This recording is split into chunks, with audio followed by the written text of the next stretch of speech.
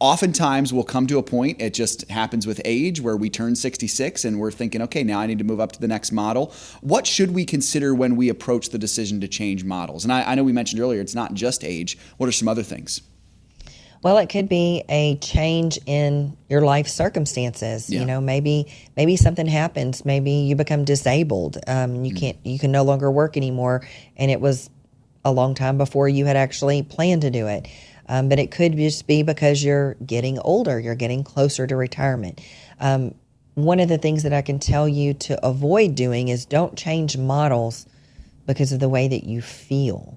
So, you know, don't base your portfolio decisions on your emotions. Like if the market starts to, if your investments start to decline and now you're scared, well, don't change models because of that. You know, as long as you made a good decision to pick the right model, you probably don't need to change just because the market's doing good or the market's doing bad. So one of the questions that I often ask of new clients as we're setting some expectations, we're talking about, you know, how portfolios perform under different circumstances.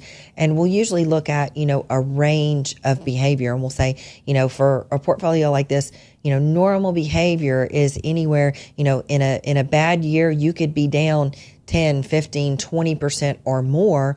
In a good year, you could be up 10, 15, 20% or more, whatever's appropriate for that particular portfolio.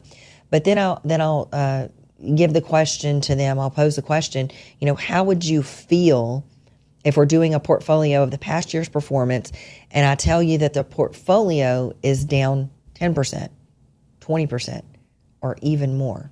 You know, what is your response going to be? Will you tell me that our strategy needs to change, that we need to be in a different asset allocation model? If it does, then you're probably not in the right model to begin with. So, you know, make sure that you understand your risk tolerance and that you choose the right one going in. You don't want to change models. Or on the flip side of that, let's say that we're at the end of a really good year and we see that things have really increased and your portfolio maybe didn't participate as much as the market did. Or do you think that you need to add more risk in at that point?